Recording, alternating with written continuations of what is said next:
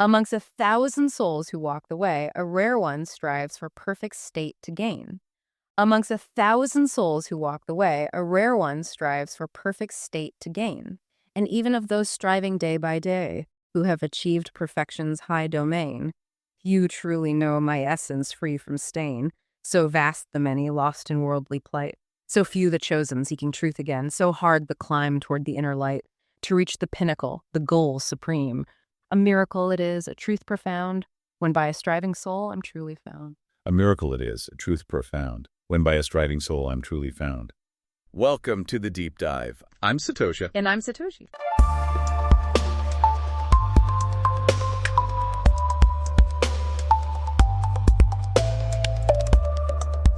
Our focus for this session is Chapter 7. It's titled Knowledge of the Supreme, or in the original Sanskrit, Jnana Vijnana Yoga, a real cornerstone of spiritual thought. The Sanskrit uses jnana and vijnana, often translated as sort of theoretical knowledge and realized wisdom. Put them together and you get this complete understanding. And this chapter, it really explores the nature of the divine, and how one might come to actually know it. And we're approaching this using poetry as our lens. That's right. We've got this fascinating set of sonnets here. So think of it like accessing these, really profound philosophical ideas, but through this structured poetic form. That's a different way in. It really is. Yeah. Now, the sonnet form itself, many people will know it from Shakespeare. William Shakespeare, yes. That classic 14-line structure, specific rhymes. Mm-hmm. Shakespeare's famous for them, obviously. Right. 3 quatrains and a couplet, often. Exactly.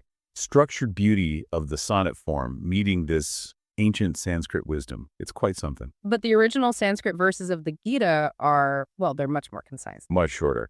So these sonnets, they're not direct translations. They're expansions, really. They take the core meaning of each verse and explore it poetically within that 14-line frame. Okay. Yeah, you're going beyond just a literal word-for-word thing. Right. But that's not all, is it? No, definitely not. Keep an eye out for any surprising parallels. We want to appreciate the poetry, the philosophy, and just see if there are any unexpected resonances, even from quantum mechanics, strangely enough. Goal is to get a richer understanding, maybe find some of those aha moments our listener mentioned, but, without getting completely lost in the weeds. Exactly. Yeah. Let's begin with a sonnet inspired by the very first verse. Recited in that traditional style. Let the language itself land first. Good idea. Okay, everyone, let's listen closely. Hear now, O Partha, with your mind intent, fixed wholly upon me in yogic grace. Yogic grace. As refuge you have sought, divinely lent, without a shadow's doubt in time and space. The truth complete of me you shall embrace. How this full knowledge blossoms I'll make known. With spirit joined to mine, removing chase of lesser things upon my mercy throne. No part shall be concealed, nor veil be drawn. My nature, whole and vast, shall you behold, from deepest night until the brightest dawn. Receive this wisdom, precious as fine gold, and know me as I am, completely free, your doubting banished by my reality. And Partha is, again, Arjuna. Right. The core seems to be about focus, fixing the mind. Exactly. Fixing the mind wholly upon me referring to the divine Krishna in the context of the Gita, and doing so through yoga. The promise is that if you do this, you'll attain complete knowledge. So what does practicing yoga mean in this specific context? Is it just about asanas, the postures, or formal meditation? Or could it be broader? Like maybe it includes how we approach our daily duties, our work, our life. That's a really interesting point, because those formal practices are tools, obviously, very useful tools. But maybe the essence here is that internal state, that deep mental connection. Right, like the idea of karma yoga, performing your duty, but without attachment to the results, without those selfish desires driving you. And for anyone listening who wants to dive deeper into those actual yoga techniques, we should definitely point you back to Chapter 6. We covered meditation techniques, mental discipline, detachment, all that foundational practice. Yeah, it really lays the groundwork for understanding what's being built upon here in Chapter 7. So Chapter 7 takes that foundation and adds, this layer of knowing, perhaps. So it's not just intellectual knowing. Precisely. The yogic grace isn't just about doing the practice. It seems intrinsically linked to gaining this complete knowledge, this deep experiential understanding. It's not just doing things externally. It's about a fundamental shift inside. Your awareness changes. Hear now, O Partha, with your mind intent, fixed wholly upon me in yogic grace. As refuge you have sought, divinely lent, without a shadow's doubt, in time and space. The truth complete of me you shall embrace. How this full knowledge blossoms I'll make known, with spirit joined to mine, removing chase. Of lesser things, upon my mercy throne, no part shall be concealed, nor veil be drawn. My nature whole and vast shall you behold, from deepest night until the brightest dawn. Receive this wisdom, precious as fine gold, and know me as I am, completely free. Your doubting banished by my reality. Yeah. Truth complete of me you shall embrace. Mm-hmm. Okay, let's move to the second sonnet then, inspired by verse 7.2. Let's hear this one too. This knowledge I impart, both deep and high, combined with insight, perfect to your soul, a truth revealed beneath the open sky, which, once absorbed and made your spirit whole, leaves nothing else for your inquiring goal. No further seeking in this realm of man, no hidden truth beyond your wise control. Receive this gift, part of my divine plan. What need is there for futures to explore? What mystery lies veiled when I am known? Unlock this wisdom, open wide the door, and find your being on my presence shown. This perfect knowing ends all quest and strife, the ultimate attainment for this life. What strikes me here is how total this knowledge is described. Perfect. It's not just intellectual, it reaches the soul. Right. And that line leaves nothing else for your inquiring goal. Once you grasp it, the seeking stops. So for someone on that spiritual journey, looking for meaning, this is pointing towards, well, the end of the search in a way. Exactly. Like finding the source of the river, as you said before. You understand everything that flows from it then. Yeah. The sonnet nails this feeling, I think, with this knowledge I impart, both deep and high, combined with insight perfect to your soul, a truth revealed beneath the open sky, which, once absorbed and made your spirit whole, leaves nothing else for your inquiring goal. No further seeking in this realm of man, no hidden truth beyond your wise control. Receive this gift, part of my divine plan. What need is there for futures to explore? What mystery lies veiled when I am known? Unlock this wisdom, open wide the door, and find your being on my presence shown. This perfect knowing ends all quest and strife, the ultimate attainment for this life. It's comprehensive. That's quite a statement. Leaves nothing else for your inquiring goal. It is, and the sonnet really captures that sense of finality. Imagine reaching a state where the seeking just stops, because you found the ultimate truth. A profound thought. Okay, on to the third sonnet from verse 7.3. Let's listen. Amongst 1,000 souls who walk the way, a rare one strives for perfect state to gain. And even of those striving day by day, who have achieved perfection's high domain, few truly know my essence, free from stain. So vast the many, lost in worldly plight. So few the chosen, seeking truth again. So hard the climb toward the inner light. To reach the pinnacle, the goal supreme, requires a will that falters not nor bends. To grasp my being more than fleeting dream is rare still where all true knowing ends. A miracle it is, a truth profound, when by a striving soul I'm truly found. So this one introduces a bit of, well, reality check, perhaps. How so? It's saying this realization, this true knowing, isn't common. Amongst 1,000 souls, a rare one strives. Right, and even among those who strive and maybe achieve some kind of perfection. Even fewer actually know the divine essence. The original Sanskrit is very explicit about this distinction. Striving is one thing, truly knowing, in essence, is another. The sonnet uses that phrase, the hard climb toward the inner light. Amongst 1,000 souls who walk the way, a rare one strives for perfect state to gain. And even of those striving day by day, who have achieved perfection's high domain, few truly know my essence free from stain. So vast the many, lost in worldly plight. So few the chosen, seeking truth again. So hard the climb toward the inner light.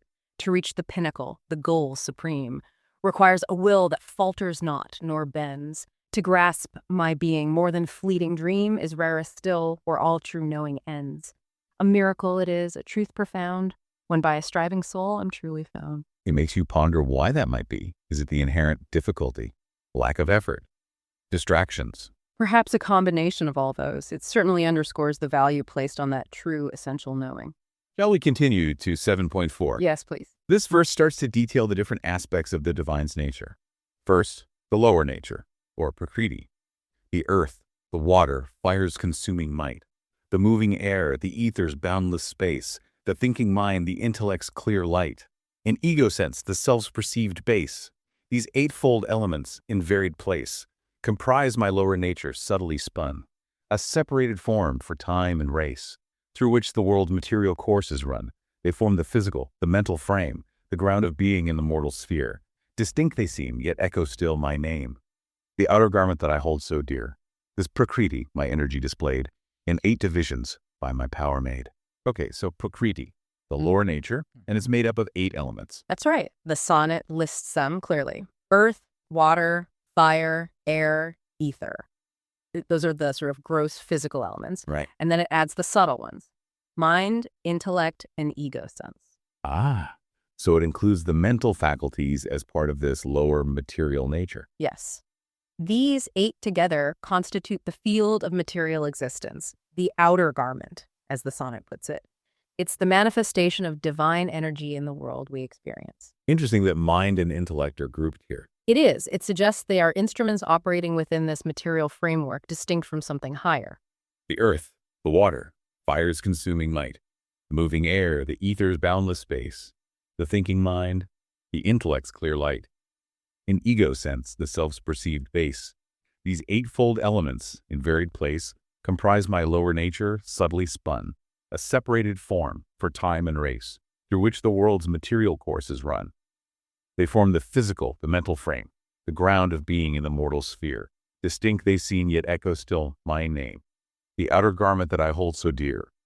This Prakriti, my energy displayed, in 8 divisions by my power made.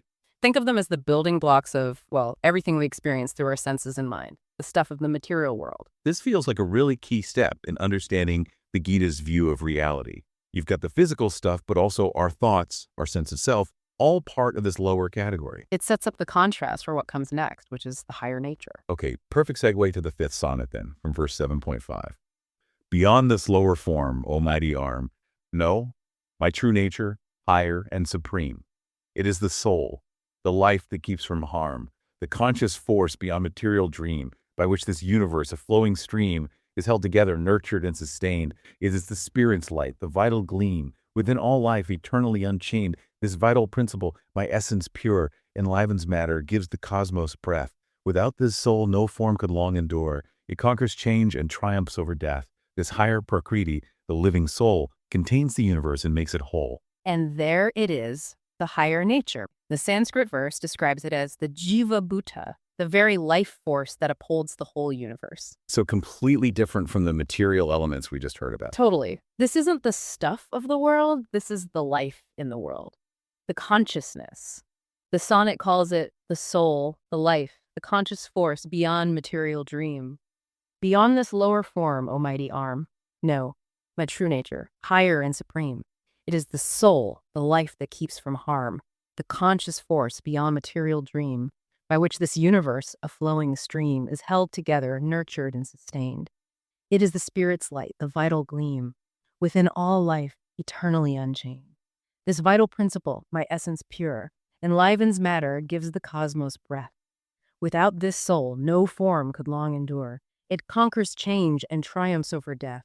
This higher Prakriti, the living soul, contains the universe and makes it whole. So beyond the 8 elements, there's this other aspect, a higher nature. Yes, and it's identified here as the life force itself, the soul, presented as the fundamental consciousness, the very principle of life that animates the lower material nature. It's what sustains the universe. And that leads directly into The 6th sonnet, from verse 7.6. Let's listen. From these 2 natures, realize, O friend, all beings in existence take their source, my higher and my lower, without end. Provide the fabric for creation's course, and know that I am all, with potent force, the origin of this vast cosmic play. The universe begins from me, of course, and at the final end I lead the way. From me arises all that ever was, Akhub, the myriad forms, the subtle and the gross. To me returns all that creation draws. I am the start, the finish, and the cross. The fount from which the river of life flows, an ocean where it ends, the cosmos knows. So this verse and the sonnet kind of ties the previous 2 together. It says all beings come from both these natures. The lower material one and the higher spiritual one. Right. They're the twin sources of everything. But then it makes an even bigger statement. Which is? That the divine itself, Krishna, speaking here, is the ultimate origin and dissolution of everything, the whole cosmos. The Sanskrit says, Aham kritsnasya jagata prabhava pralayas-tatha. I am the source and the dissolution of the entire universe. Wow. Okay, so the 2 natures are the immediate source, but the ultimate source is the divine. Exactly. From these two natures, realize, O friend, all beings in existence take their source. My higher and my lower, without end, provide the fabric for creation's course, and know that I am all with potent force. The origin of this vast cosmic play, the universe begins from me, of course, and at the final end, I lead the way. From me arises all that ever was. Myriad forms, the subtle and the gross. To me returns all that creation draws. I am the start, the finish, and the cross, the fount from which the river of life flows, an ocean where it ends, the cosmos knows. So the divine is presented as the origin, the sustainer through the two natures, Yeah. and the eventual destination of everything. Yes. The source and the dissolution, the beginning and the end, the fount and the ocean, as the sonnet beautifully puts it. It's a statement of ultimate causality and the all-encompassing reality of the divine. It really ties together the concepts from the previous verses into a comprehensive picture. It does. It establishes the framework for understanding the relationship between the world, the individual soul, and the ultimate divine source. Right. And just to be clear, we're not just like reading poetry aloud. We want to actually unpack the core ideas in these sonnets, see what they might reveal about these ancient teachings for you, the listener. Makes sense. Sonnet 7. Yeah, let's dive in with Sonnet 7. This one's, there is no higher truth than me, Dhananjaya. Dhananjaya, of course, is one of the names for Arjuna, the warrior prince receiving the teaching. There is no higher truth than me, Dhananjaya. No principle transcends my sovereign might. Upon me all this universe does stay, as jewels are thrown upon a thread so tight, each pearl distinct, reflecting dazzling light, yet bound as one upon the string unseen. So worlds and beings in their darkest night or brightest day upon my being lean. I am the thread, the unity that holds the scattered gems of life and cosmic chain. Within my being all the truth unfolds. Than me, no greater essence can remain. My presence binds the vastness and the small, the fundamental truth sustaining all. Wow. What really strikes me there is how the sonnet picks up on that interconnectedness.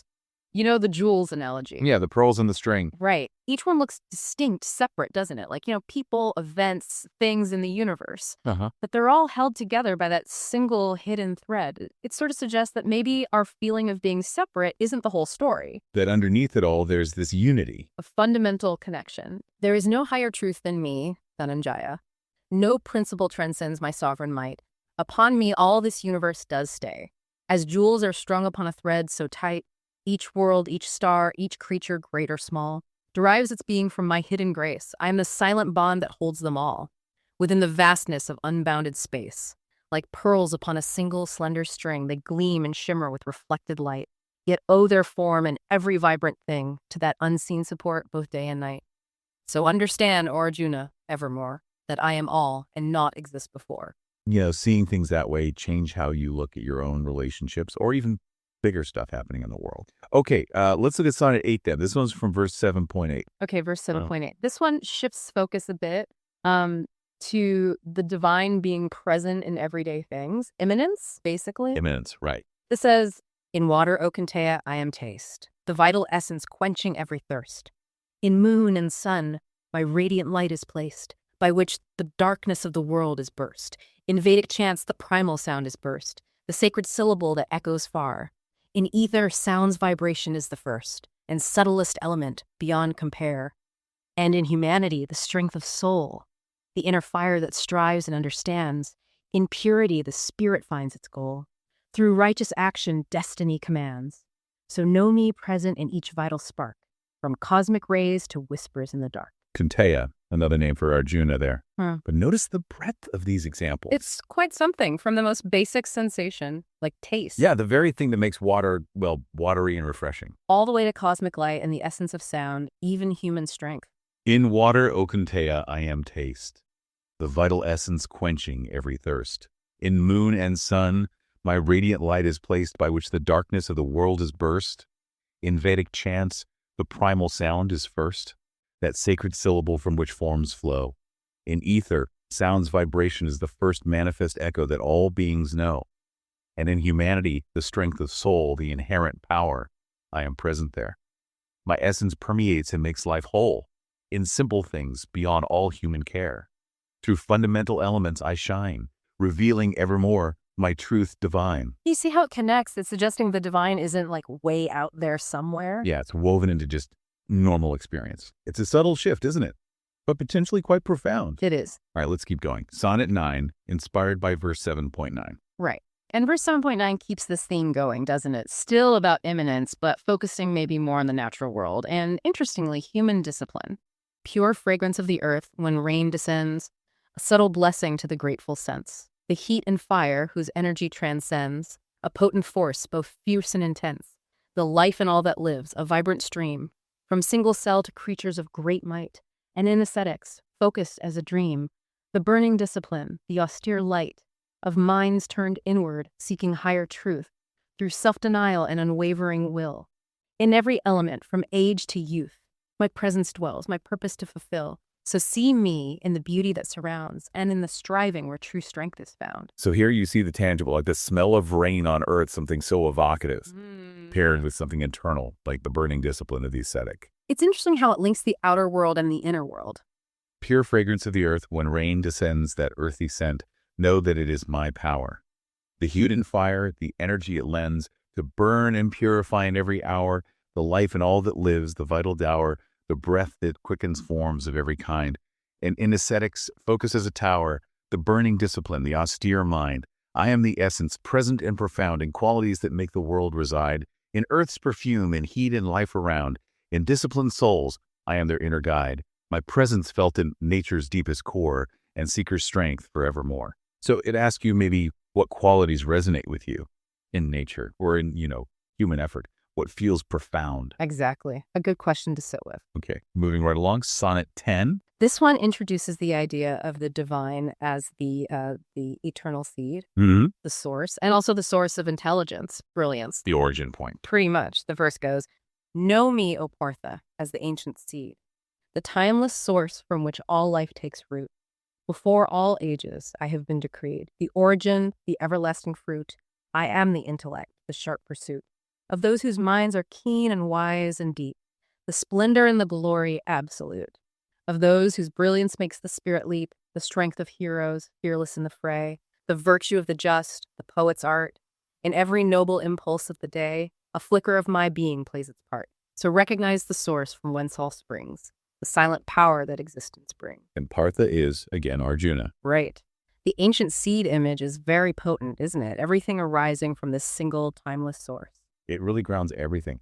Know me, O Partha, as the ancient seed, the timeless source from which all life takes root, the eternal origin of every deed, the cause unseen that brings forth every fruit. I am the intellect, the sharp pursuit of those whose minds are keen and wise and deep, the splendor and the glory undisputed of those whose brilliance makes the spirit leap. Within the seed of being I reside, the potential hidden, ready to unfurl. In wisdom's light I am the truth inside, and every spark of glory in the world. The fundamental cause, the wisdom's might, reflected in the splendid and the bright. So if you connect this back to yourself, listener, it's saying that the very source of life and also the highest human abilities like wisdom, insight, that splendor, They come from the same place. that's the implication. That eternal seed suggests there's this fundamental potential within everyone. It kind of invites you to think about your own intellect, your moments of clarity or brilliance. Where do they actually come from? Could they be tapping into something bigger, more universal? Perhaps. That's the idea it puts forward. It's definitely thought-provoking. Okay, Sonnet 11 now. This draws from verse 7.11. This verse gets into the nature of strength and also desire, but specifically righteous desire. The strength of mighty ones, from passion free, the power wielded without selfish aim, know that pure force as none other than me. The righteous impulse blazing like a flame, that just desire that speaks my holy name, not born of greed, attachment, or of hate, the wish for good in Dharma's righteous frame, that wills within all beings sealed by fate, that sanctioned longing, noble and aloud, which does not violate the sacred code, but lifts the soul above the common crowd, upon the path where virtue's fruits are sowed. This righteous will, untainted by the low, is I myself within all life that grow. The key thing here, I think, is that distinction it makes between selfish desires driven by greed or attachment and those righteous impulses, desires that align with Dharma, which, we can broadly understand as duty, cosmic order, the right way of things. That raises a really practical point for anyone listening, doesn't it? How do you tell the difference in your own life? Exactly. How do you know if a desire is just serving you or if it's aligned with something, better, a greater good? Requires some honest self-reflection, I guess, on your motivation. It's definitely a crucial distinction, as you said. Okay, let's look at Sonnet 12. This brings in the gunas, the three fundamental qualities or modes of nature. Sattva, Rajas, Tamas. The verse states, whatever states of being there may be, whether of goodness, passion, or ignorance, know them to proceed from me alone. Still, I'm not in them, they are in me. It's a bit paradoxical. Yeah, how does the sonnet handle that? And states of being, whether pure and clear, or moved by passion, restless and ablaze, or veiled in darkness, ignorance, and fear. Know these three qualities in all their ways, arise from me, through evolution's maze. From me they spring, yet I am not contained within their limits, bound by passing days. They rest in me, upon my being stained by their own nature, transient and low. I am the canvas, pure and ever free, on which the shifting hues of gunas flow. They find existence only through and in me. Though born of me, myself transcends their hold, a truth in this mysterious world untold. I am the canvas. That's a great line. It captures that paradox beautifully, I think. Yeah. These three qualities shape everything we experience, our actions, our perceptions. They're the fabric of reality as we usually see it. But the source isn't bound by them. Exactly. They arise from the source, but the source transcends them. Like the painter in the paints analogy is sometimes here. The painter uses the colors, creates with them, but isn't made of the colors or limited by them. So it points to something beyond that constant change and interplay of qualities. A reality that's more fundamental, more stable, perhaps. And states of being, whether pure and clear, sattva, or moved by passion, restless and ablaze, rajas, or veiled in darkness, ignorance, and fear, tamas. Know these three qualities held ever active arise from me. Though diverse their effect is, from me they spring, yet I am not contained. Within their limits, or by their practice, am I diminished or by glory gained? They are the modes through which the world is shown, the shifting patterns of the cosmic dance. I am the ground on which these seeds are sown, the silent witness of their fleeting trance. So understand the play of these three strands. Have you ever just, noticed how things often seem to line up in threes? It's kind of everywhere once you start looking. Oh, absolutely. It's this pattern that pops up constantly. Time, past, present, future, basic dimensions. It makes you wonder, is it just how we think, or is it something deeper?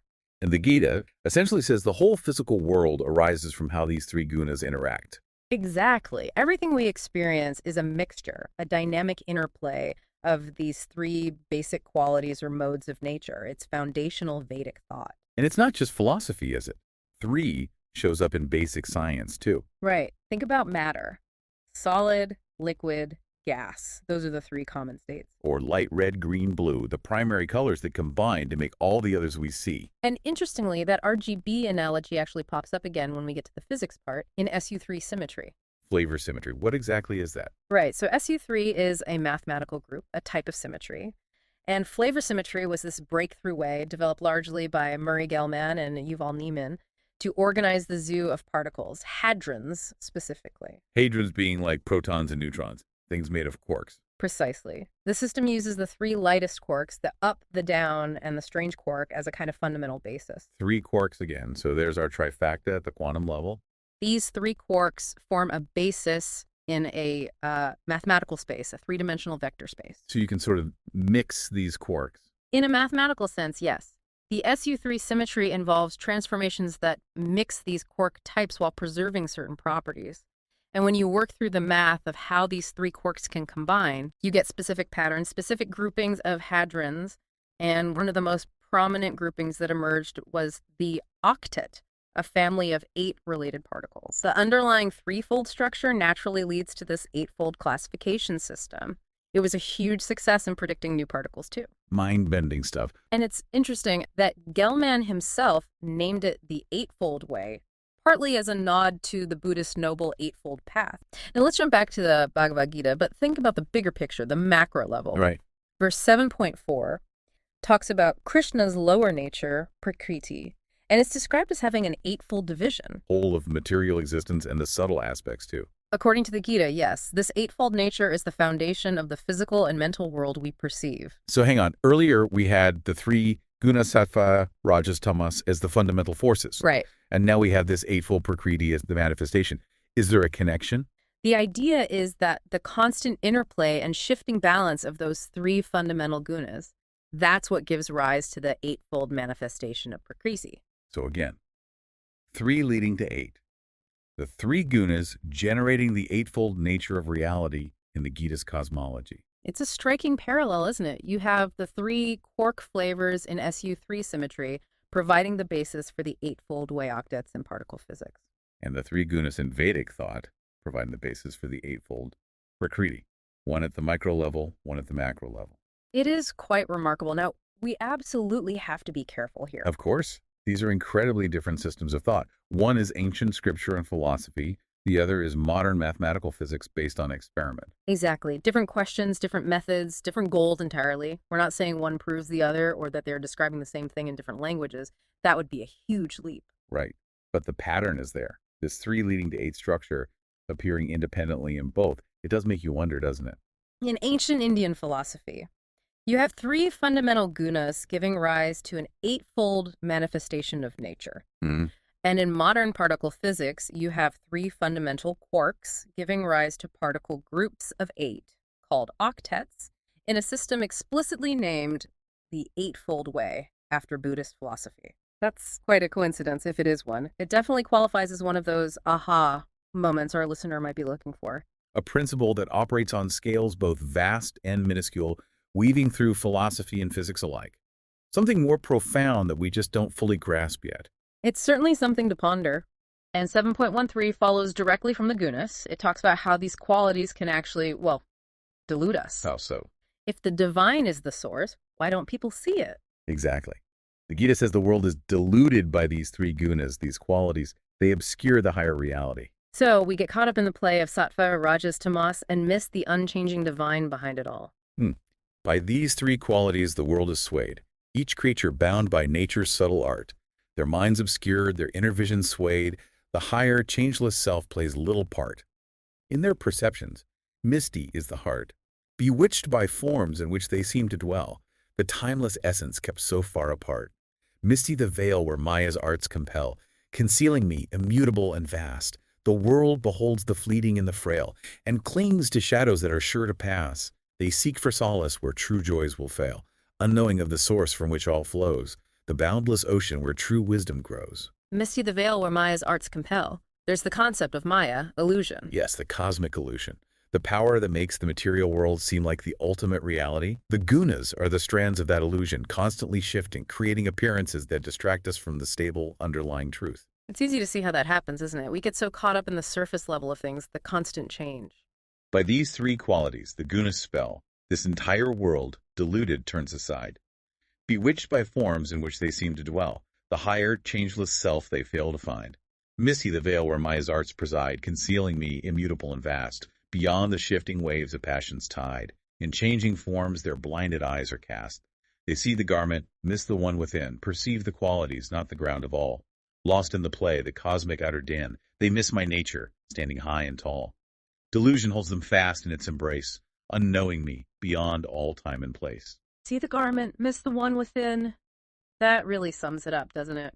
It does. The sonnet explains how being completely absorbed by the changing world, the appearances, the effects of the gunas, can hide that deeper, unchanging reality. It's like focusing so much on the waves you forget the ocean itself. Yeah, or the trees instead of the forest. Exactly. And this idea of Maya, the veil of illusion, it feels very relevant today, don't you think? With information overload, constant distractions. The feeling of being overwhelmed, yeah. Okay. Moving right along. This is inspired by Bhagavad Gita, verse 7.14. For this divine illusion, spun by gunas, this Maya woven by my own decree, is hard to conquer, fraught with countless runas, a formidable power, wild and free. But those who find their refuge, Lord, in me, who yield their hearts and minds unto my grace, they cross this Maya and its hold will flee. They step beyond illusion's fleeting trace. The path is steep, the challenge ever near, to break the chains that bind the mortal soul. But turning wholly, banishing all fear, and yielding all to me, shall make you whole. My refuge is the boat upon the sea, to cross this difficult reality. A formidable power, wild and free. That line really lands, doesn't it? It captures that sense of Maya being vast, powerful. And very difficult to get past. But the core message is right there in the sonnet too. Surrender, seeking refuge. That's the key. For this divine illusion, spun by gunas, a formidable power, wild and free, is hard indeed to cross, as all agree. What subtle net it is that overruns us. Sattva, Rajas, tamas intertwine, crafting the veil through which few souls perceive the truth beyond the patterns they believe. They drift upon this ocean, vast, saline, but those who find their refuge, Lord, in me, who turn their hearts with faithful, steady grace, they step beyond illusion's fleeting trace. My refuge is the boat upon the sea, to cross this difficult reality and find release in my eternity. So the core message seems to be connection with the divine is the way out, or maybe the way through. Precisely. The sonnet captures both the problem, the powerful illusion, and the solution offered in the verse. Surrender or refuge in the divine. It's the way to transcend. Makes you think, where do we look for refuge when things feel unreal or confusing in our own lives? A very relevant question. Okay, moving to the next one, verse 7.15. This sonnet has a pretty direct title. Yeah, the wicked, lost in folly, souls most low. It seems to be about the opposite case, those who don't take refuge. Let's hear it. The wicked, lost in folly, souls most low. The ones whose knowledge is by Maya stripped away, who cleave to demon nature dark below, and drift like blinded fools from day to day. These evildoers, caught in cycles vast, engaged in actions ignorant and grim, their understanding fading, future past, lost in the shadows on the cosmic rim. They do not come to me nor find the way, for base desires obscure the inner light. They choose the fleeting darkness over day, engracing chains of ignorance and night, thus bound by nature, deluded and unfree, lost to the light within my loving heart from me. That's quite stark. Knowledge is by Maya stripped away, cleave to demon nature. So it's saying these individuals, because of their negativity or ignorance, can't find that divine connection. That's the implication. Their own state, their attachment to what the sonnet calls base desires and a demon nature, essentially blinds them. It clouds their judgment, their understanding. So it's less about being rejected and more about being unable to see. Their own choices create a barrier. I think that's a really important distinction, yeah. The wicked, lost in folly, souls most low, whose knowledge is by Maya stripped away, who cleave to demon nature dark below. They do not come to me, nor find the way. Their minds obscured by blinding, false display, attached to actions driven by the base, they wander far from truth and go astray. No seeking finds them this lower place. Refuge in me is not their spirit's call, for worldly gain or power is their quest, their inner light consumed by Maya's pall. They choose the lower, failing every test. Such souls remain in darkness, far apart, lost to the light within my loving heart. Wow. That line, lost to the light within my loving heart, it feels like a consequence of their own state, not necessarily a punishment. Right. It emphasizes the obscuring power of ignorance and negative attachments. Okay, let's shift gears a bit. Verse 7.16 brings us 4 types of virtuous souls, O Arjuna, find. This sounds more hopeful. It does. It broadens the perspective to those who do turn towards the divine. Here's the sonnet. 4 types of virtuous souls, O Arjuna, find their way to me, with purpose clear and bright. The one distressed, with suffering in his mind, who seeks relief from sorrow's endless night. The seeker after knowledge, fresh and new, who yearns to understand the cosmic plan. The one who seeks for worldly wealth, it's true, desiring gain as mortals often can. And finally, the one who knows my state. The wise soul, steady, balanced, and serene. All these who worship, standing at my gate, reflecting virtue, noble and keen. Though different paths they tread, their aim aligned, a thread of virtue binds them to my feet, enshrined. So a really interesting list here. You've got the distressed, the knowledge seeker, the wealth seeker, and the wise one, the knower. What's striking is the variety of reasons people might turn to the divine. Yeah, the wealth seeker one is a bit surprising maybe, but the sonnet says they're all virtuous souls. A thread of virtue binds them. Does that mean just the act of seeking something higher, whatever the initial reason, is considered positive? It really seems to suggest that, doesn't it? Yeah. That orienting yourself towards the divine, even if it starts from a place of wanting something specific, like relief or even wealth, is itself a virtuous step. It's about the direction, perhaps. Like the first step on a path. 4 types of virtuous souls, O Arjuna, find their way to me and offer worship true. The one distressed, with suffering in his mind. The seeker after knowledge, fresh and new. The one who seeks for worldly wealth, it's true. And finally, the one who knows my state. These 4 approach me in their different view, each drawn by purpose, driven by their fate. Though paths diverge and motives are distinct, a thread of virtue binds them to my feet. By earnest seeking, they become linked to that divine from which all life is sweet. 4 different reasons bring them to my grace, to find their solace in this holy place. Different starting points, different motivations perhaps, but the sonnet emphasizes that shared thread of virtue. They're all reaching out. Right. Interesting. Okay, so verse 7.17 then zooms in on one of these types. Of these four kinds, the knower stands apart. Of these four kinds, the knower stands apart, ever united, focused on the one, with single devotion fixed within his heart, his journey towards the highest fully run. For I am dear exceedingly to him, this soul of wisdom steadfast and profound, and he is dear to me beyond the brim of worldly measure, on celestial ground, his love for me a constant burning fire, my love for him a boundless deep reply. He transcends fleeting, limited desire, reflecting me beneath the cosmic sky. No separation can our bond divide. The knower finds me ever at his side. You see the emphasis there. Ever united, focused on the one, single devotion. It points to a constant, unwavering connection. And the sonnet really stresses the mutual bond. I am dear to him, and he is dear to me. Of these four kinds, the knower stands apart, ever united, focused on the one, with single devotion fixed within his heart, his journey's course determined and begun. He is supremely dear, my cherished son, for to the knower I am dear indeed, co-bond established to the race's run, fulfilling every spiritual need, while all are noble, striving for the light. The knower sees the truth, direct and plain. His vision piercing through the darkest night, he finds in me release from worldly pain. This union sweet, a mutual desire, between the knower and the cosmic fire. Ever united, single devotion, supremely dear. The sonnet form seems well suited to conveying that kind of intimate spiritual bond. I think so. It allows for that emotional depth. Okay, next is verse 7.18, which takes this idea of the knower even further. It's quite a statement. It really is. The divine essentially declares the knower to be one with the divine self. Let's hear it. Inspired by Bhagavad Gita, verse 7.18, all these are truly noble, each in kind, upon the path, deserving of acclaim. But of them all, the knower I define, as verily myself, expressing my name, for steadfast in his soul, without false aim, he rests in me, his spirit calm and sure. He has attained the goal, the sacred flame, the unsurpassed attainment, ever pure, established in my being, firm and fast. His consciousness united, free from doubt, his journey's end achieved, the die is cast. With inner peace his spirit radiates out. The knower and the known in essence merge upon my being where true souls converge. As verily myself. Yeah. It's profound. The sonnet builds towards that idea of merging, of complete unity.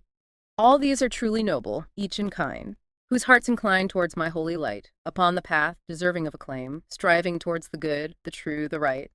But of them all, the knower I define, as verily myself, expressing my name. He dwells in me, eternally aligned, beyond the flux of fortune, praise, or blame. For fixed in me, his highest goal attained, no other refuge does his spirit seek. Through wisdom's lens, true liberty is gained, where ego fades and souls divinely speak. The knower and the known, in essence, merge upon my being, where true souls converge. Not just dear to the divine, but seen as the divine self. The end of the sonnet, the knower and the known, in essence, merge. That paints a picture of complete unity. It really does. It's presented as the ultimate attainment, that state where the individual consciousness becomes one with the universal divine consciousness, the pinnacle. Sounds like this takes time. Definitely suggests a long journey. Here it is. Inspired by Bhagavad Gita, verse 7.19. After the passage of uncounted years, through many births, the soul finds wisdom's prize. The man of knowledge conquers all his fears and reaches me with opened, knowing eyes. His heart proclaims with wondrous, deep surprise, Vasudeva is all, the truth he sees. In every form the one reality lies. Such a great soul is rare, like fragrant trees. In barren lands, a wonder to behold. To see the Godhead manifest in all, the universe my form forever told. This realization answers spirit's call. This vast awareness, comprehensive, broad, a rare, great soul, united with the Lord. The imagery of the long journey, uncounted years, many births, really comes through. After the passage of uncounted years, through many births the soul finds wisdom's prize, dispelling doubts and banishing all fears, with inner vision clearing in his eyes. The man of wisdom comes at last to me, recognizing the source from which all flows.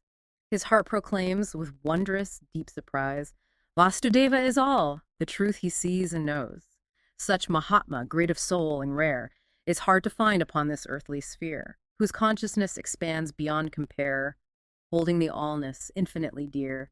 He sees my presence woven through all things, and rests serene beneath my sheltering wings. Through many births. Seeing the divine in everything isn't usually a sudden flash. It's the culmination of a long, long process of spiritual growth. And the sonnet calls such a person a Mahatma, a great soul, and says they're hard to find.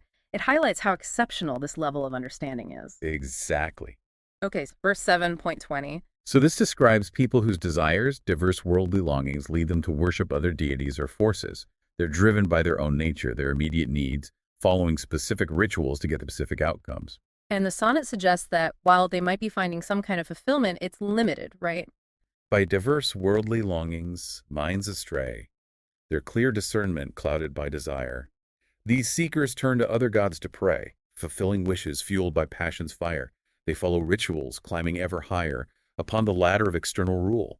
Compelled by nature, fixed in their attire, a slave to habit, and of Maya a tool. Their understanding bound by limited sight, they seek for boons from powers they conceive. Not knowing me, the source of perfect light, in forms external they their faith believe.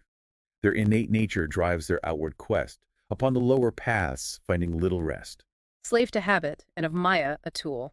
That's a pretty direct line. It really drives home how desires, according to this verse, can lead people away from a deeper understanding. Yes, it contrasts sharply with the direct knowledge and refuge described earlier.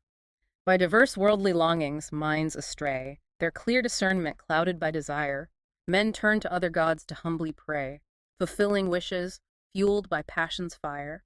Compelled by natures forged in times before, they follow rules, observe the varied rite, seeking protection, solace, something more. According to their faith, their inner light, each finds a path according to his need, bound by the limits of his current state, planting the karmic cycle's potent seed, governed by custom, circumstance, and fate. Thus, seeking lesser goals, they go their way, on lower paths, finding little rest day by day. Their focus remains on fulfilling specific, often temporary worldly desires through various practices. While not necessarily condemned, it's presented as a different track, one that doesn't lead to the same deep, unifying understanding as the path of the knower, who seeks the one beyond specific forms or favors. Yes. Let's dive right in with the sonnet for verse 7.21. This one touches on how faith is really personal. The idea that whatever form of divinity someone chooses to worship with genuine faith, the Supreme actually strengthens that specific faith. Yeah, it's about acceptance, isn't it? Yeah. Here's the sonnet. Whatever form a devotee may choose, to worship with his faith and heart sincere, that cherished form I will not refuse, but make his faith in that form strong and clear. Though countless paths may wind and interlace, each seeking solace in a chosen name, the earnest heart finds its appointed place, and in that devotion feels a warming flame. The mountain's peak can by all routes be sought, and every river flows unto the sea, so every form in which the divine is thought brings the devoted spirit unto me. Thus let each soul its sacred path embrace, for in that faith they find my boundless grace. For in that faith, they find my boundless grace. I mean, that really lands, doesn't it? It highlights how intimate devotion can be. It's not about the what, but the how, the sincerity. Mm-hmm. Whatever form a devotee may choose, to worship with his faith and heart sincere, that cherished form I will not refuse, but make his faith in that form strong and clear. I steady his devotion, quell all fear, and consecrate the object of his plea. Though limited the vision may appear, I recognize the soul's desire for me. The sincerity of purpose I affirm, regardless of the symbol that they hold. Their faith's foundation, solid and quite firm, upon that chosen form will then unfold. My grace extends to meet them where they are, and lights their path, however distant, far. What's really striking there is how the sonnet expands on that core idea of acceptance. Yeah, divine acceptance. Well, whatever form, whatever deity someone chooses, if the faith is sincere, the divine actually strengthens that faith. It doesn't say no, wrong form. Precisely. It suggests this deep respect for individual paths. It feels incredibly inclusive, doesn't it? The divine connecting with sincerity wherever it's found. And it's quite profound, especially today. This message of inclusivity, respecting different paths, it feels very relevant. It really does. Okay, so then verse 7.22 in its sonnet. This seems to build on the last one. It suggests that when people get what they desire through their worship, Right, the fulfillment, the boons they see. yeah, those ultimately come from the divine source, even if the person credits the specific form they prayed to. It's subtle. It's about the underlying power behind the practice. Let's hear how the sonnet puts it. Okay? He seeks the boons desired, wishing to be, granted the objects of his worldly care, and he obtains the fruits, though unaware that they are granted ultimately by me. The rains descend to nourish field and tree, though farmers pray to spirits of the ground. The sun's bright rays make life abundantly, flourish though different deities are crowned. So every blessing, every answered plea, no matter to which power it seems addressed, flows from the source of all eternally, a universal current, manifest. The forms are many, and the names diverse, but the true giver of all good I immerse. The true giver of all good, I immerse. That's quite a statement. It points to this universal wellspring of blessings, regardless of the name or form we use. Endowed with such firm faith, the devotee approaches that chosen form in humble prayer. He seeks the boons desired, wishing to be granted the objects of his worldly care, and he obtains the fruits, though unaware, that they are granted ultimately by me. The power behind the form, though hidden there, is my own will, allowing destiny. He sees the image, hears the name he calls, receives the blessing, feels his wish fulfilled, but know the power that breaks down the walls. The cosmic energy by my hand is willed. The gifts received, the boons that souls acquire, are manifest results of my desire. You see, it carries that thread forward. The devotee gets what they desire through that specific form. But ultimately, The source of that fulfillment is the one divine reality, even if the person doesn't realize it at the time. So the power source is unified, even if let's say, the outlets look different. That's a good way to put it. Like different streams, as you said before, maybe, all fed by the same ultimate source. Yeah. Okay, now verse 7.23 introduces a bit of a distinction, I think. Let's hear the sonnet for that one. Right. This talks about the nature of the results people get. But finite are the fruits these seekers gain, whose understanding's limited and small. Their transient worship leads to transient rain and temporal boons, predestined soon to fall. To lesser gods, the god-worshippers call, and reach the realms where those divinities dwell. My own devoted ones, surmounting all, come unto me where endless glories swell.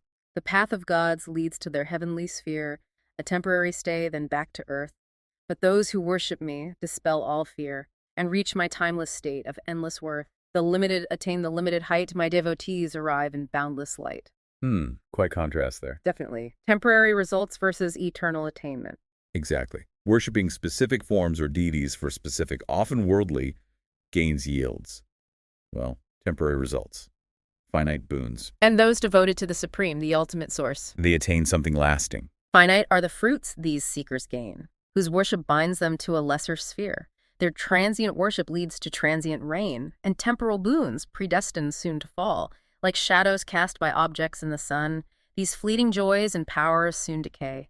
The endless cycle, never truly done, leads back to earth where shadows hold their sway. But those who fix their hearts and minds on me transcend the limits of this mortal coil. They rise above such brief authority and find release from all this earthly toil. The path to lasting joy is clear and bright, beyond the fading gleam of borrowed light. Beyond the fading gleam of borrowed light. Wow, that imagery really makes the point, doesn't it? Transient rewards versus something truly lasting, something transcendent. Right. Okay, next up, the sonnet for verse 7.24. This one seems to address a misunderstanding. Yes, about the nature of the divine itself. Let's hear it. Unwise men, with intellect obscured, believe me manifest, though formless, high. They think my perfect state, forever immured, took finite shape beneath the mortal sky, not knowing my supreme reality, immutable beyond all change and form. They see the human figure passing by, and fail to grasp the universal storm of my true nature, deathless and unbound. They limit me to sense's brief display upon the shifting, transient worldly ground. My highest being they cannot survey. Their ignorance conceals the truth I hold, immutable in glory to unfold. The sonnet really captures that sense of limited perception. Thinking the unmanifest, the formless, is just a limited physical form they can see. Right. Mistaking the appearance for the ultimate reality. Failing to grasp the boundless, immutable nature behind any manifestation. Unwise men, with intellect obscured, believe me manifest, though formless, high. They think my perfect state, forever immured, took finite shape beneath the mortal sky. They see a ripple and mistake it for the ocean's vastness, boundless and profound. They see a spark and think they know the core of the great fire that circles all around.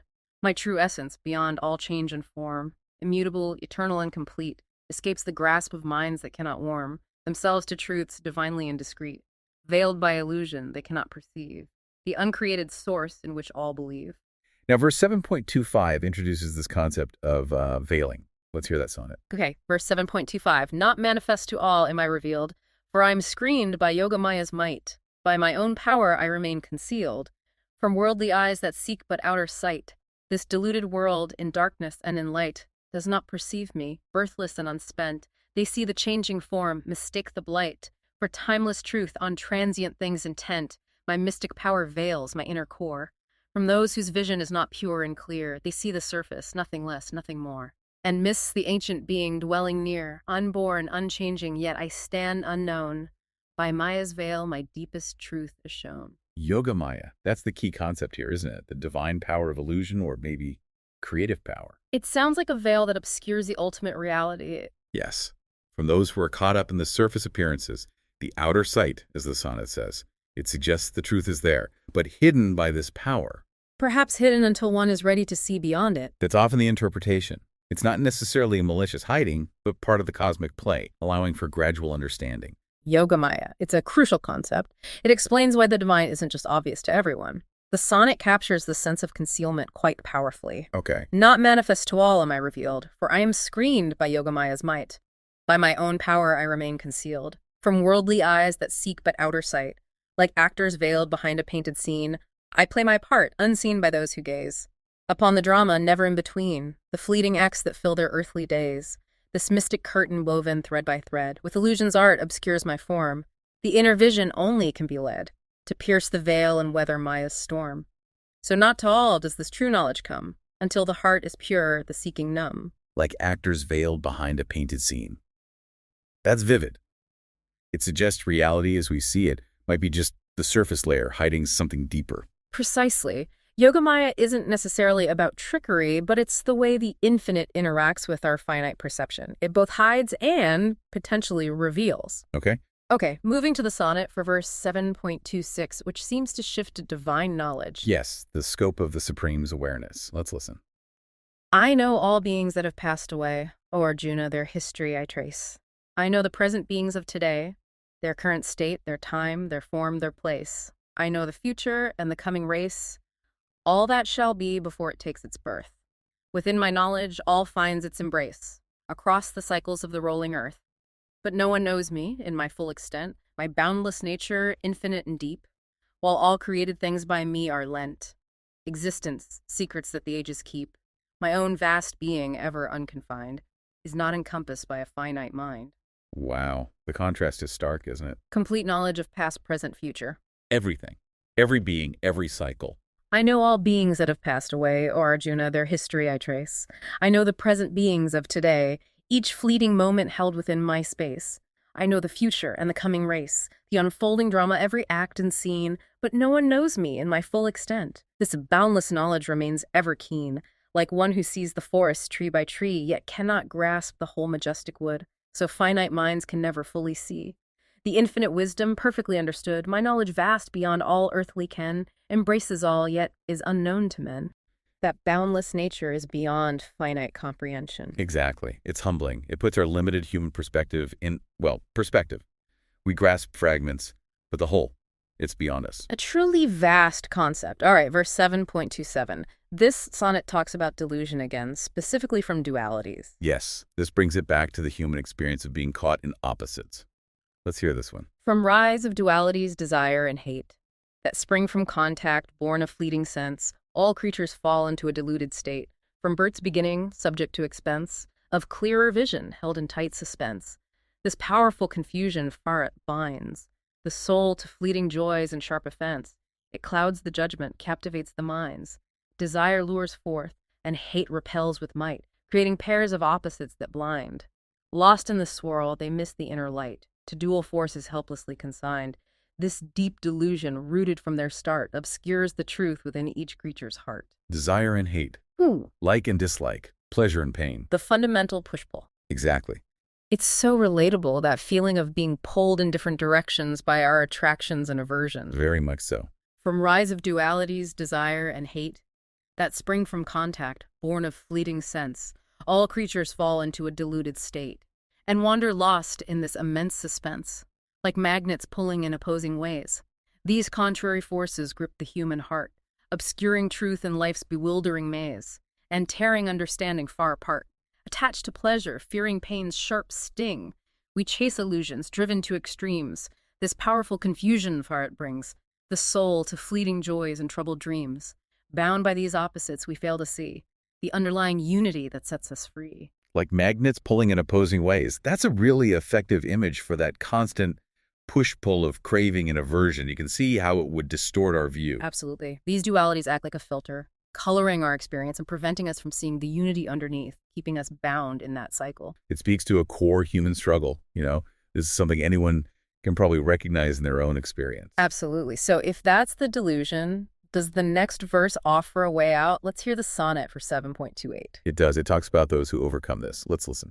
But those whose sin has come unto its end, through virtuous action, pure and free from stain, from the delusion of the duals ascend, released from pairs of pleasure and of pain, they worship me with purpose strong and plain. With vows established firm and resolute, their steady minds the path of truth maintain, and gather Dhamma's pure and sacred fruit. No longer tossed by waves of like and hate, their vision clears, their inner compass true. They see my presence, sealing their own fate. In selfless service, ever fresh and new. Released from bondage, steadfast they remain. Devoted fully, conquering worldly shame. So freedom comes through. What does it say? Virtuous action. Yeah, virtuous action, pure and free from stain, and steadfast worship. But those whose sin has come unto its end, through virtuous action, pure and free from stain, from the delusion of the duals ascend, and find release from suffering and pain, with steady minds and purpose clear and strong, they dedicate their lives in every deed. To me, and in that love, they right the wrong, and plant the seeds of liberation's creed. Freed from the grip of liking and dislike, they see the world with wisdom's gentle eye. Their inner vision, like a dawning height, reveals the truth that others pass them by. They worship me with purpose strong and plain, and in that devotion, lasting peace they gain. With steady minds and purpose clear and strong. It really emphasizes that conscious effort, that dedication is needed to break free from those ingrained patterns. It really does. It shows the power of right conduct and focused devotion to purify the mind, leading to clear perception, to peace. Okay, moving towards the end here. Verse 7.29 talks about those actively striving for liberation, for release from birth and death by taking refuge in the divine. And this leads them to a profound understanding knowledge of Brahman, the ultimate reality, Adhyatma, the self, and the workings of karma. That sounds incredibly comprehensive. How does the sonnet convey this quest and the knowledge gained? Who strive for freedom from decay and death, and make my refuge their sustaining breath, with firm resolve surrendering all beneath, the shelter of my love defying wrath, and greed and pride these souls the seed of truth is sown. They know that Brahman whole, the absolute, the inner self, Adhyatma to them is known, and all of karma's work, its cause and fruit. The cycle of existence loses hold. As wisdom dawns and ignorance takes flight, the mysteries of life begin to unfold, bathed in the radiance of divine light. Thus, those who seek true freedom find their way, by knowing me, where endless glories play. Knowing Brahman, the self, and karma. It feels like understanding the entire operating system of existence, Who strive for freedom from decay and death, that mortal cycle binding flesh and bone, and make my refuge their sustaining breath. Their highest goal on me alone is shown. These knowing souls, the seed of truth is sown. They know that Brahman whole, the absolute, the inner self, Adhyatma, to them is known, and all of karma's work, its cause and fruit, the path to liberation they pursue, beyond the limits of the mortal span. By taking refuge, clear their inner view, they grasp the essence of the cosmic plan. The highest knowledge thus becomes their right, revealing all in liberated light. This is profound. Those striving for liberation, taking refuge in the divine. They gain knowledge of Brahman, the absolute reality. Adhyatma, the inner self, and karma, the whole mechanism of action and consequence. It's like achieving a complete understanding of the system. Exactly. It implies that liberation isn't just an escape, it's accompanied by, or maybe even is, this deep, comprehensive understanding of existence itself. Grasping the cosmic plan, as the sonnet puts it. Wow. That's a good way to put it. It's seeing the interconnectedness of the ultimate reality, the individual soul, and the law of cause and effect. Taking refuge in the divine unlocks this holistic view. And finally, verse 7.3.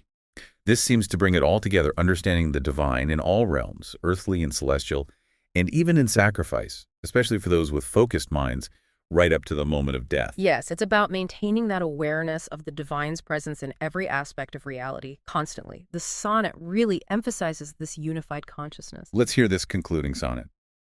Who know me in the earthly sphere's domain, and in the celestial realm they clearly see, and know me in the sacrifice's main, where offerings rise in devotion to me. These souls, with minds composed, eternally, in perfect focus never do they stray. At the great hour of death, they steadfastly remember me and find the destined way. For what one thinks of in that final breath determines where the departing spirit goes. Those who have known me truly, conquering death, attain the realm where endless wisdom flows. So let your mind on me forever dwell, and even at death you shall remember well. So let your mind on me forever dwell, and even at death you shall remember well.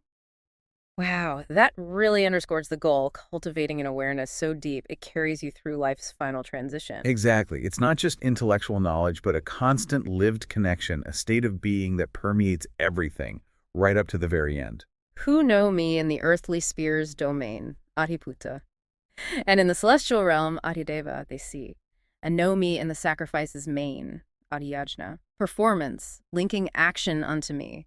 These souls, with minds composed eternally, at the great hour of death, remember well, their consciousness united they will be, aware of me, where truth and spirit dwell. The final moment, crucial and profound, when life transitions to the state beyond. By knowing me through all that can be found, matter, the gods, the ritual bond, they cross with steady mind, their journey done, and reach my presence with the setting sun. It brings it all together beautifully, doesn't it? Knowing the divine in all aspects, the physical, the celestial, the sacrificial, or action-based. Adhyavuta, Adhyadeva, Adhyajna. Recognizing the divine presence in all these facets of existence. And those who do have that integrated understanding. They remember the divine even at the moment of death. Their mind is steady, composed, united with that reality. Leading to ultimate union. It's a powerful image that a life lived with this awareness culminates in that final conscious connection. And reflecting on all these sonnets, these interpretations of the verses, it just strikes me again how, well, universal some of these core themes feel. Faith, devotion, finding meaning, the struggle with our own minds, the nature of reality. They don't feel confined to just one time or place, do they? Not at all. The language of seeking, of connecting with something greater, of understanding our place in the cosmos, that feels deeply human. The Gita, through verses like these, seems to tap into questions people have asked everywhere, always. Even presented through this very specific Western poetic form, the sonnet. Right. Even then, the underlying message about, say, the importance of sincere intention or the consequences of our actions, or seeking something beyond the temporary that resonates broadly. It suggests a kind of wisdom that transcends cultural packaging, potentially offering valuable perspectives to anyone exploring these big questions about life, meaning, and reality, whatever their own background might be. And finally, it really is amazing how poetry can sometimes make these complex philosophical points feel more, immediate, accessible. I agree. And of course, this is really just scratching the surface. Oh, absolutely. It's an invitation, really, to maybe explore Chapter 7 of the Gita further on your own, or look for other interpretations. Other ways in. Yeah. And perhaps just appreciating the power of poetry itself, as a tool for exploring these kinds of questions. The verses themselves are dense with meaning, and the sonnets offer one way to unpack and contemplate them. And experiencing it through the sonnets, well, it does add a different flavor, a kind of contemplative depth, I think. It really does. Yeah. Well, that brings us to the end of our look, Chapter 7. There's certainly a lot to reflect on there. Definitely. And if you found this exploration helpful or interesting, we do invite you to subscribe. We'll be continuing to explore profound texts and ideas in future discussions. Tat Sat. I'm Satosha. And I'm Satoshi.